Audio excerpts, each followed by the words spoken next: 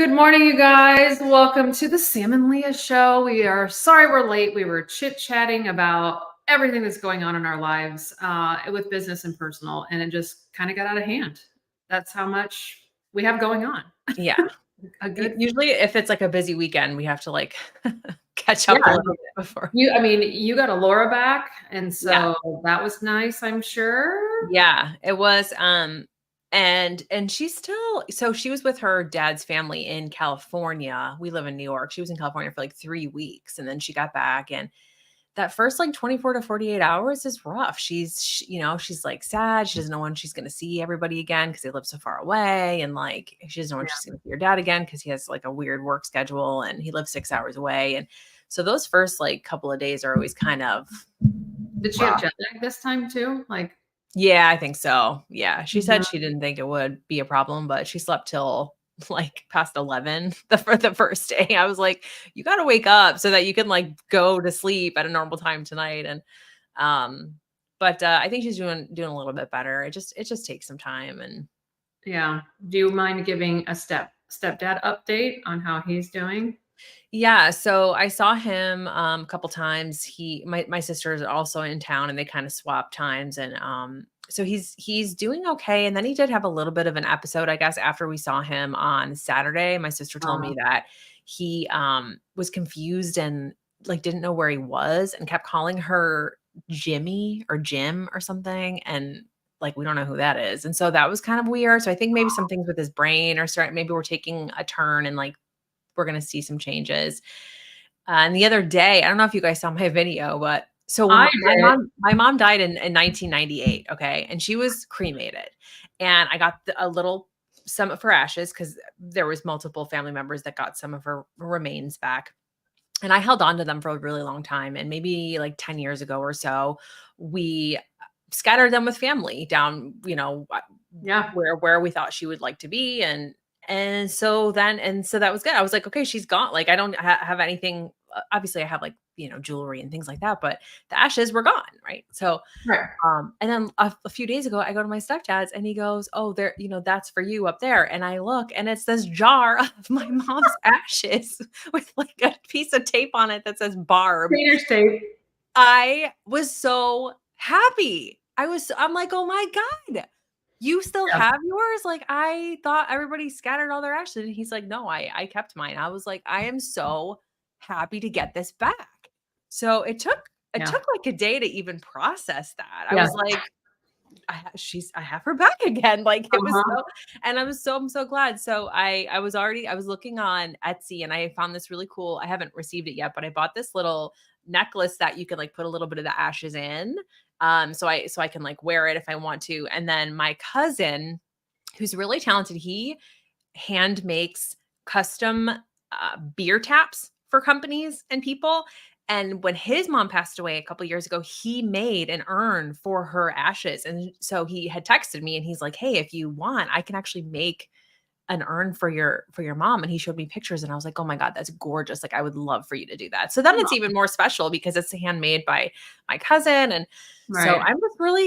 I was really happy it was a very pleasant surprise to get that back. Yeah, your TikTok, I was just like sucked in. I'm like, holy shit. Like, mom is back I in town. know. I know. That's pretty cool. Yeah. So what would you recommend for people that have cremation, like have their relative? Do you recommend that even though they think they want to spread, they should keep just a little bit? I think you definitely do what feels right for you. But yes, like I regretted not having any left. I feel like we could have scattered the majority and then maybe I could have kept some just because it's just her, her energy. Like not that I mean, I do believe that people when they pass on they're all around Yeah. us. And that she is still with me, but it's there's something about that I wished that I still had. And so I think you know, I knew I regretted it. And I'm really happy that I mean, I don't know what the chances are of this happening, but like I got them back, which is amazing. And I'm so glad. And I definitely want to keep these. I know I don't want to scatter them. We scattered a lot. And so I'm happy to keep some now and That's as a awesome. keepsake. Yeah. Good for you. Good for you. I'm glad that all happened that way. Yeah. Yeah, that was a nice surprise. I've gotten a lot of little, and then he had given me, because he's going through all of his stuff and he's like giving things away, Right. donating stuff. And there was this really cool big sketch. It's like a framed work of art and it's hand sketched when him and my mom got married. They went to New York City on their honeymoon, and a guy in New York City, this was like in the late 80s, was hand drawing Times Square, like pictures, like it's like a picture of the whole Times Square, and he like did it by hand, and they bought that on their honeymoon, and so now I have that. He gave me like the framed it's Wow. so cool. So he's like getting some cool stuff, and it's just it's been really nice to be able to like spend this time with him. It's such a weird dynamic, like, Yeah. I lost my parents in very different ways. My mom was she had an asthma attack, so there was no, she was just like here and then she wasn't, right? So that was chaos. My dad, he was diagnosed with pancreatic cancer, but it was just, there's a lot going on. There was a Yeah. lot of medical stuff going on. Like nobody was really talking about, I want you to have this, or let's say this story, or it was just intense. And so it's been a really different experience to have him feel so at peace, so ready. And he's Yeah. just telling us things, and we're telling stories and asking questions. And he's been able to he feels good enough he's been going through all of his stuff and tying up his loose ends and saying, I want this person to have this and this person to have this. And and it's been a really cool experience, like a special time that we get with him that I'm grateful for. And I know, things are going to take a turn at some point, and it's going to be really rough, but it's just been a really I'm grateful for kind of how things are playing out. Yeah.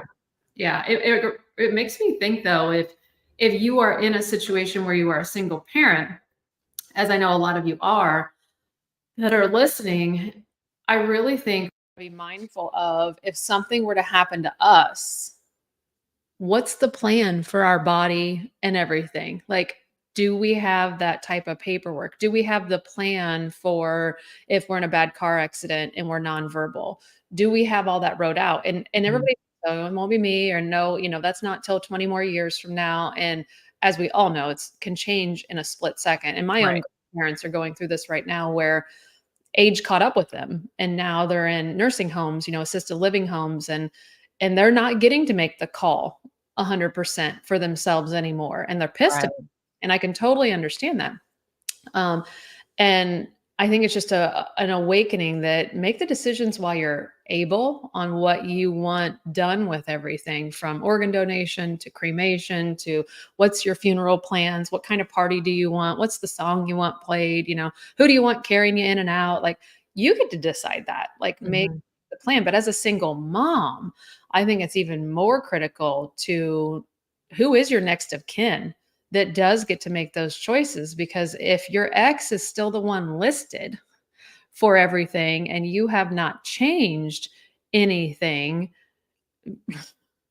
what kind of burial is your ex giving you? You know, Right. what kind of service or healthcare decisions is your ex going to be making for you if you're still tied together legally on paper, or legally, you didn't change who your beneficiaries were, you didn't change who Right. can point of contact is. I see these TikToks. I'm in this rabbit hole right now of divorce, shocker. But a rabbit hole of women and men jumping on social media right when their ex leaves them, and kind of sharing the story like, well, just came home to an empty house, and this is gone, and this is gone, and this is gone. And I think we get so distracted with that we forget, shit, if I get hit by a motorcycle tomorrow, who's in charge of making decisions for me? Right. It's that person that just walked out of your house and took fucking everything. So getting those power of attorneys and all those kind of things are just, and I didn't until Jared was in my life. I wrote it on, I'm young, nothing will happen to me, and I see it happen all the time. And then your ex has the call, and that's just Yeah. shitty, but that's the legal part of it. So, and you want to play a part in, like, I think now watching a lot of my grandparents go and lose them, and other people that are older in my life, the burden it puts on everybody it leaves behind when they don't do what your stepdad is doing, which is go through things. And when my grandmother passed, she had brain cancer. She had a book And so when you came over to her house, she'd say, "What do you want?" And I'm looking at a church pew right now that's hers. I put my Post-it note on the bottom of that sucker when I was like 11 and said, "I want this Post-it, I want this church pew." And so she wrote it in the book. And so she had this book, Mm. all of her items, and then who she wanted to leave everything to, Mhm. who she thought would be the best fit for it. Mhm. And, I got her wedding ring, and those are things that I requested. Yeah, that's And it nice. was so much easier because she had 7 kids.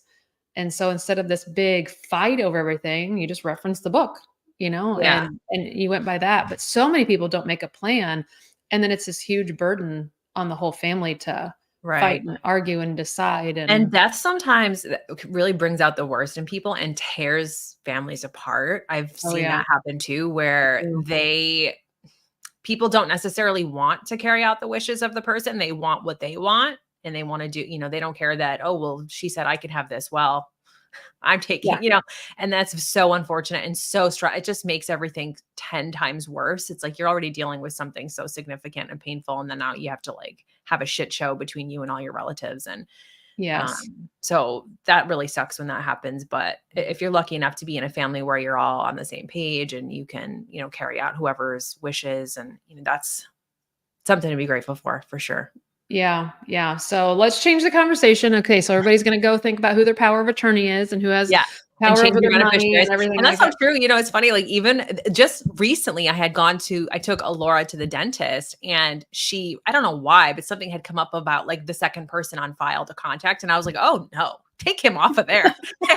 And I mean, it's been, like, 6 years, and I just there's so many things that you, like, put somebody's name on, and then you Yeah, don't think to, like, go back and change it, so I was glad that yeah. she, like, brought it up, and I was like, "No, no, no.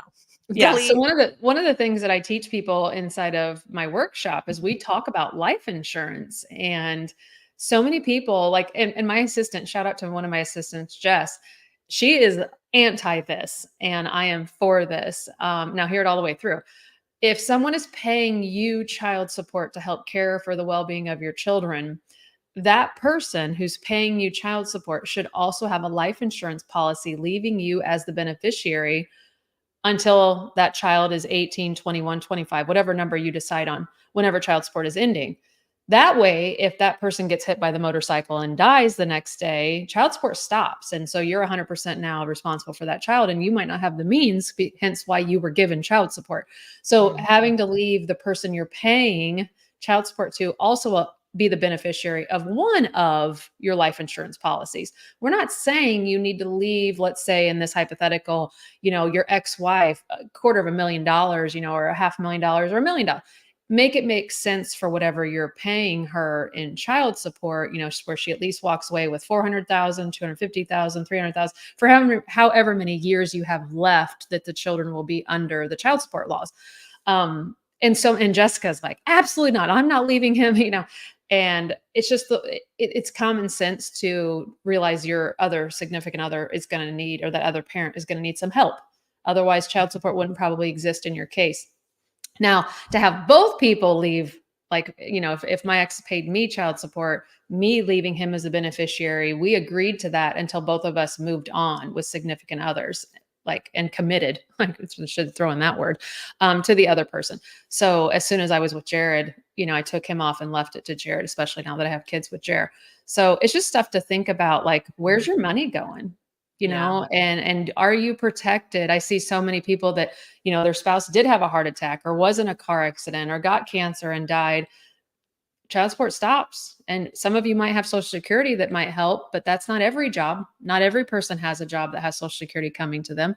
So, just something to be mindful about and to think about. And when I bring that up in my workshop, people just you're either for it or against it, leaving your ex as the beneficiary. But again, you can have multiple life insurance policies. You don't have to leave the big one to Mhm. your ex. But getting life insurance for your children, I just had a former client come back into my life who lost a child, and he just came back and he's ready to follow through with the divorce. And he was just like, you tell every family to get life insurance on their children. Because if you don't have life insurance on your children and your child gets sick and goes to the hospital and insurance doesn't cover everything, when your child passes, you're paying for a funeral and all of those life insurance bills on your own with no help.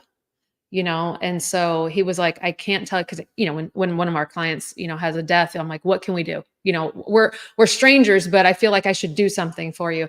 And he just said, the only thing I'm asking is, his name is David. He was like, I just want you to beg all parents to get life insurance policies on their children.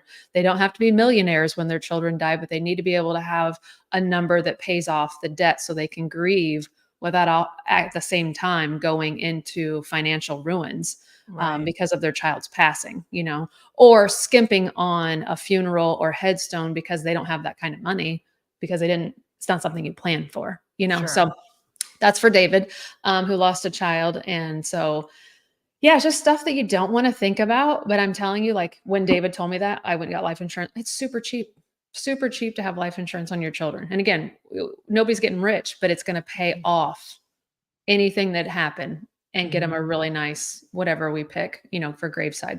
So Mhm. morbid topics I today, but I know. We're think like I think talking about a lot of things. heavy stuff. Well, so I saw this TikTok and I immediately I was just like, I got to share it with Sam. damn. So it was an interview, right? And they were talking about childhood trauma. Okay. And this woman was like, okay, so what is the definitive symptom of childhood trauma?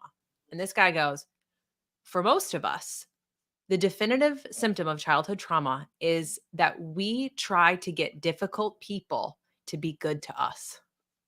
I saw you do that, and I was like, I watched it 3 times. I was like, holy shit. Uh-huh. Let that sink in, everybody. Say it again. The definitive symptom of childhood trauma is that we try to get difficult people to be good to us. That's like the first 8 years of my divorce. That was Yeah, me. that's the first That was me. 36 years of my life. Yeah.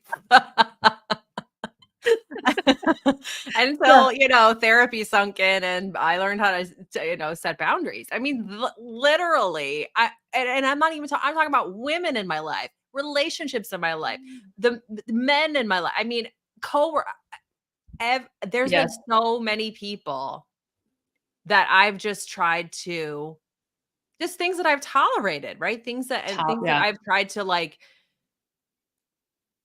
it justify and defend and just putting up with people that just were difficult. And it's like, Yeah.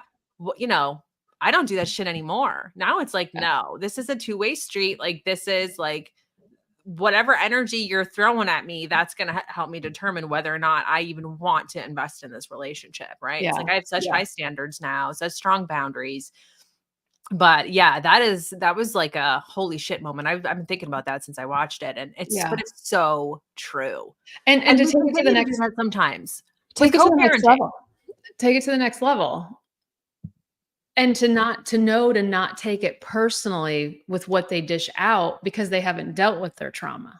Yes. Like And that's that's what the this is, you guys. If you guys are wondering what some of my tattoos are for, these glasses, that is my reminder that everyone sees the world through different lenses. Everyone experiences this same world completely different because it's yeah. all a projection of their own shit. Yes. Yes. And that's what we have to remember. And we kind of dive into that in a lot more detail too in our workshop tomorrow, the co-parenting with a narcissist workshop. We talk about that a little bit, about Yeah. why you're so frustrated with the co-parent that you're dealing with, and how it really has nothing to do with you. And but it's just so true. It's so true. And we have the workshop tomorrow, but Yeah. inside TNC, today we're doing a training, and I know next week I'm giving a training, or a couple weeks, on when your kids sound like their other parent coming out of their Oh mouth, and yeah. Yeah. what to Yeah. do. Yeah. And I wrote up that training this weekend, and it's that one of the Right. main things I'm going to teach is to not take it personally, that what's happening to them is something completely different than reality, Mhm. but that you have at your house, but to not take it personally. So if you have, a relative or a coworker, a mother-in-law that just is over the top, it's like, stop and think of where that's coming from, why it's Mhm. coming from, and why are you expecting them to say nice things when this is not who they are? It's not what they have. It's not the background they have. It's not the childhood they had. It's not in their toolbox. They weren't given the tools of your perspective. They weren't given the tools to know how to, and this is the one that I struggle with the most. Out of knowing that information, I still don't get sometimes how hurt people don't see their hurt and go, you know what? Because it was done to me this way, I'm going to go get different tools. I'm going to change my toolbox. I'm going to add more tools as a parent so that I don't do this because it was done to me as a child and I fucking hated it. It's because they're not taking responsibility for their own pain. There's a lot of people that have that victim mentality and think that they are who they are because of this or because of that or because of this person or because of this person. They don't say, okay, even though it wasn't my fault that this happened to me, it is my responsibility To go, yeah. to heal myself and figure Yeah. my shit out. Yeah, Yeah. you have to play that role. I mean, I had a great childhood, but my mom and dad had me as teenagers. They didn't have all the fucking tools. You know, they Right. just didn't, you know, I don't think and they, anybody did until like right. I mean, they recently. were kids raising kids, Yeah. and so it was. But they went out and found the tools. They were smart enough to go, you know what? We observed some shitty stuff in our childhood from our parents. We're going to go get better tools, and we're going to fight harder. And then I took that and went, okay. My parents were super young and didn't have all the tools. I'm going to fight even harder. So I mean, we're changing what they call that generational Yeah. trauma. We Yeah. Our families completely changed it because we take responsibility and going, this was done to me and I didn't like it. So therefore I will change it. And I just don't think there's a lot of people out there doing that. I think there's that, well, that's all I know, or I'm a victim. And it just repeats itself over and over. I mean, this can be my ex-husband's side of the family more. And it's just, it's like when you can see that kind of stuff so clearly. And when we're Mhm. on with clients inside of TNC, the next chapter, and we do the exercise where we say, okay, I want you to think about your ex's childhood. It's like all the light bulbs get screwed in a little bit brighter for all of our clients. And they go, oh, well, that makes Yeah. sense now because this is what happened to him as a child. This is what happened to his mom. This is what, and Yeah. he didn't say, I need to go get more tools. He just said, Right. well, this is what I am. If you don't like it, then leave. Right. Okay. And that's why I think they say, healing is alone can be isolating. It could be a lonely journey because the more work you do on yourself, the more clearly you see other people's shit, right? Yeah. You see, oh, this person's not setting boundaries. You see this person needs to work on loving themselves. You see Mhm. this person is in victim mentality because you were there and like you Right. you went there with yourself, figured it out, you have tools, and now you can kind of see things a little bit more clearly for, for other people. And then you get a lot more picky about the people that you choose to surround yourself with. When Yeah. the deeper you heal, the more you learn to love yourself and respect yourself and accept yourself and forgive yourself, the more shit like that you do, the higher your standards get with every relationship that you have in your life, not just romantic relationships, but Yeah. you are very cautious about the type of energy that you want to surround yourself with because you feel it. You feel that it has Mhm. a negative impact on your own energy. Right. And Right. so it's like you evolve. It's like you evolve, you level up when you do that work. And then you start noticing that like maybe the people that you were hanging out with aren't the best people to hang out with anymore. Yeah, preach. I mean, I think I go through cycles like that, and being in a new area and not knowing anybody, meeting new people. I've met two moms and they both are in their own skin, and you can just tell because they both said, I don't have a lot of girlfriends because my best friend is my husband, and when I have downtime I like to spend it with myself. And then Mhm. this other mom said the same thing. She's like, what little downtime I get from my kids, she's like, I like to spend doing my thing. And it's Yeah. not with a, and I was just like, I couldn't be more proud of both of you. And I just met you. Like, you're my vibe. Like, Mhm. so both of them were pretty much like, if it works out that we do something, it works out. But don't take offense if I say no because I want to like chill with myself or chill with my husband. And I'm like, 100%. Like, Yeah. totally respect that. I'm not going to be asking you to go out every single week. That's not my vibe either, but like at the pool, we can hang out and talk. And it was Yeah. just like reassuring to know that there's other women that have it figured out too, that it's not about going out and it's not about doing all these things. It's about what am I happy with? I'm happy with spending time home alone, reading a book. I'm happy with going for a walk by myself. Even with the chaos that is my life today, today is a crazy busy day. A lot of people in and out of my house today. I still got up and walked this morning just because I know if I don't, like Jared's like, go. He's like, just leave. We'll figure it out. And that it's just like my start of the day. Yeah. And it's the gas in my car. Like if I don't have it, I'm running on empty all day. Yeah. So I just being around other women like that, being around you, being around like, I'm excited because I feel like the women I've already met here got it. Right. Like That's they awesome. got it, Was that one you of the know? moms that was grounding herself in the grass? No, I saw another mom this morning. So I have a neighbor 3 houses down that grounds in the morning, and I miss her if I don't go out at the same time every day. She goes out at the same time, I think, every day. So I haven't had her, but I was on a different section. There's 3 neighborhoods that make my subdivision. And so I walked in the other one this morning, and there was another mom that was facing the sun, feet on the grass, and was like, had her face up facing the sun and was just standing there with her palms open. And I was just like, I'm in the right place because these people are doing shit like this too. And I'm not going to appear crazy if I'm standing out Yeah. in my yard, letting my vitamin D hit my face first thing in the morning. Like it's Yeah. just, I don't I know. love that. And It we're is kind of so talking about cool. that today in the training, actually. We're going to teach you how to make time for you and talk about kind of the art of habit stacking. So it's like that. It's like, imagine if you could wake up every day just feeling more in control, more confident, Yeah. more capable of handling whatever shit is, coming your way or thrown at you throughout the day. So that's what we're going to talk about. Practical, actionable strategies to help you reclaim your time, your energy, Yeah. your sense of self. We're going to talk about the things that maybe hold you back too. Like maybe it's just that juggling act and that guilt that we put on ourselves for putting ourselves first, right? We're going to show you Yeah. how to build powerful, literally life-changing habits without adding any more stress to your plate. So Yeah. there's ways to do it, to work it in, to not feel bad about it, to change your life, really to change the Yeah. whole how you approach your life, how you interact with your kids, how you show up for yourself. And so we do these live every Monday, but again, the replays are always available too. So if you can't come hang live, they're going to be in there. You can go in there and watch them at any time.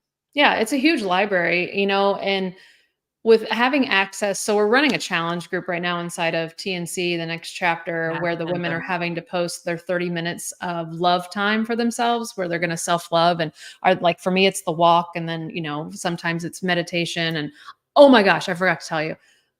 Anyways, let me finish that thought. So they're getting to know each other really well. And it's really becoming like a really good support group where women are really uplifting each other. So if that's something you need to be a part of, check that out down on, Yeah. And it's samandleah.com. all moms. It's like moms, and a lot of them are struggling with high High conflict exes conflict. too, and Right. like stuff with their Right. kids. So last night, Augie, my 6-year-old, couldn't sleep. And we sleep with our kids. Don't judge. It is what we did. A second set of kids. I'm sleeping with them until they physically take their feet and kick me out of their bed because I know how fast time goes. It's a thief. But he came to my room and I had Brutus. And Augie came in. He goes, I just want to sleep with you. And I said, okay. I said, why? Because Jer was sleeping with him. He goes, because I want to hear your stories. And I was like, he meant meditation. So I do tell them a story. I'll make up some Mm. random story about a kid, fishing or a kid riding his bike for the first time. And there's always a lesson of like, listen to your parents, be respectful inside of my little short stories that are like 7 minutes long. But then I Mhm. turn on a nightly meditation, a visual meditation of like how to relax your body. I just started doing this with them like 2 weeks ago when it's my night to put them down. And so the room is black and I have it on my phone and my phone's on my chest. And it's a woman's voice of saying, last night she said, okay, close your eyes. Now imagine a huge case of stairs. And I didn't know if he knew what case was. So I was like, can you picture a staircase in front of you? And his eyes are closed and he's laying there and he goes, yes, I can. And I go, okay, keep listening. And she's like, now we're going to take some deep breaths and we're going to focus on relaxing our body with each step we take. And there's 20 steps. And she's like, okay, step 20. And like, she's like, step down to it. And you could feel him like, so then she like on each step, she's like, relax your neck, relax your cheeks, relax your arms. I could literally feel he was asleep by step 11. Nice.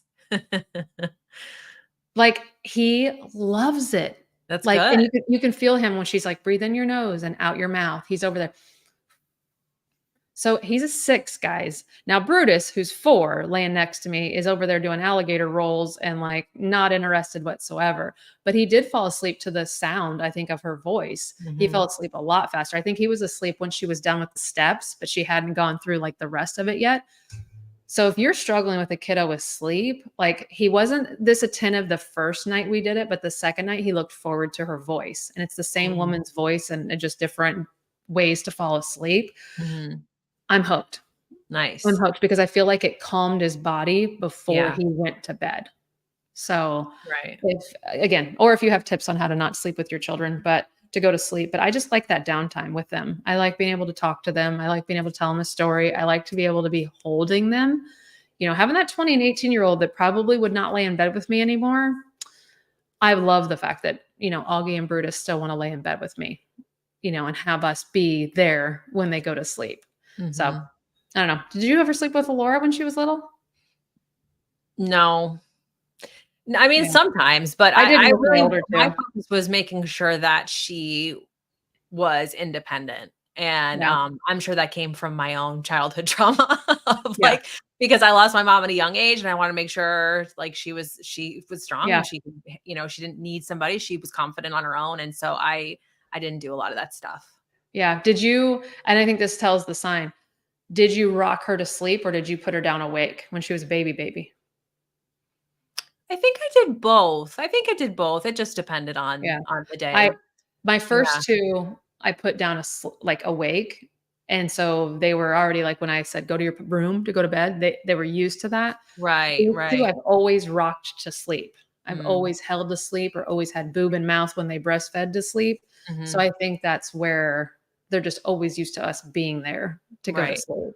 But again, I have two sets of kids and the other two I didn't do this with. And these two, I'm doing it till they say, Mom, we're 9, get out of our room. Yeah. Okay, I'll leave. But until then, absolutely not. Or until I can't fit in their bed, which is getting soon because, you know, if you know, beds are just super small for kids. But all right, now we're off to do a training. Mhm. And then you guys, we have.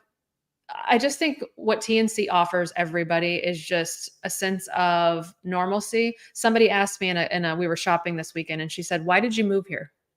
Hmm. And I said, "Because there's all like-minded people here. Mm. Like this is a town where everybody is a lot alike." And it was just like, huh. The look on her face, she goes, "I've never heard that before." And I said, "I was just sick of the division that I was around and I wanted to move to like-minded people." And she was like, "Oh, okay." And there's Hmm. been such a relief of that. I'm finding people that are like me. And it's like, Mhm. why resist it? I had the opportunity to move somewhere where there was like. So I think that's what TNC, why it's so popular and why women are loving it is because it's like-minded people. It's Mhm. moms who are struggling, mostly with high conflict or just Mhm. confusion or just no support system. Yeah. And they're worried And about their on their kids. healing journey. They're Yeah. worried about their kids. Yeah. Yeah. They're worried. They're worried. Am I enough? Am I protecting them? Am I giving them the tools? And then the tools is Leah and I's job. We Mhm. give them the tools, they go implement. So they're Mhm. wanting to add tools to their toolbox. Like we said at the very beginning, they know they might not have all of them, or they may know this is a road that nobody in their family has ever been on. That was me. Nobody in my family had been divorced. Nobody had been divorced from a high conflict person.